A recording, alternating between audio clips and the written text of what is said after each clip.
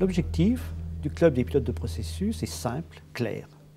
C'est de dessiner ensemble l'avenir du management. D'ailleurs, ce matin a été consacré notamment à travers des exposés de direction générale à la dimension managériale du pilotage par les processus. Nous devenons progressivement le référent en matière de pilotage par les processus. Et pourquoi?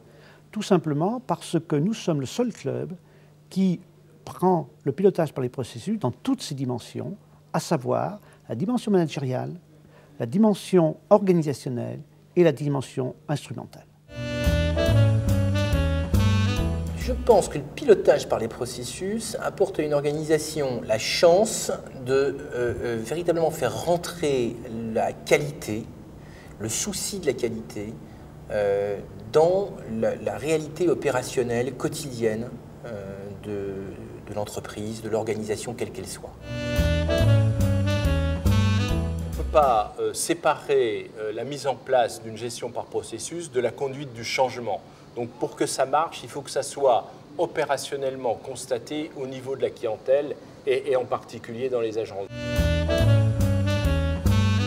Ma fonction de pilote, elle m'a beaucoup apporté, elle a élargi mon domaine de compétences en tant que pilote.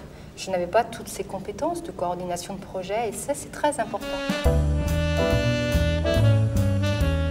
Quand on écoute Toyota depuis le début, depuis les cercles de qualité, on sait que pour bien piloter un processus, il faut faire que tous les acteurs du processus participent, collaborent, apportent leur contribution.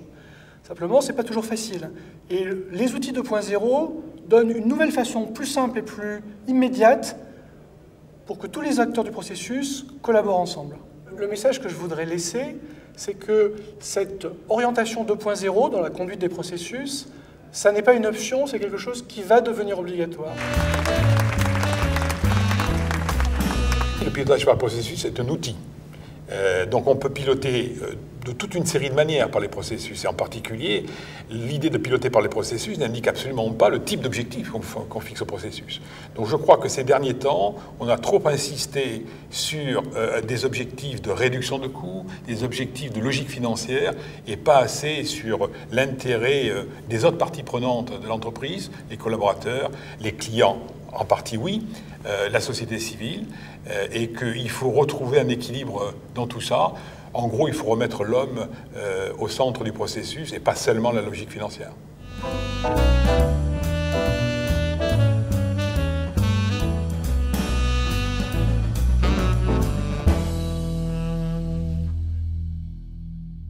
Il faut de l'énergie, il faut de l'écoute, il faut du respect des personnes. Et puis aussi, il faut être relayé au niveau de la direction générale par quelqu'un qui finit par vous donner raison contre les responsables de silos. Un manager, c'est quelqu'un qui importe de l'angoisse et qui exporte de l'énergie. Quelqu'un qui ne fait pas ça n'est pas un manager. C'est peut-être un financier, c'est peut-être un juriste, c'est peut-être un ingénieur, c'est pas un manager.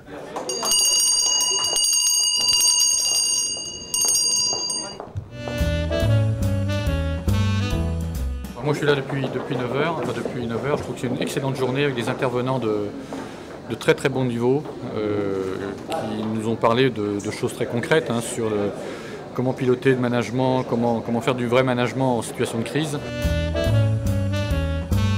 Je suis très fier et très ému d'être lauréat, c'est une reconnaissance aussi bien pour donc RDF, Électricité Réseau Distribution de France, qui est une jeune entreprise, puisqu'elle a un peu moins de 2 ans, et puis la direction raccordement aussi, puisque c'est une direction qui a été créée justement pour répondre à un besoin client. Le pilotage par les processus, j'y crois, bien entendu.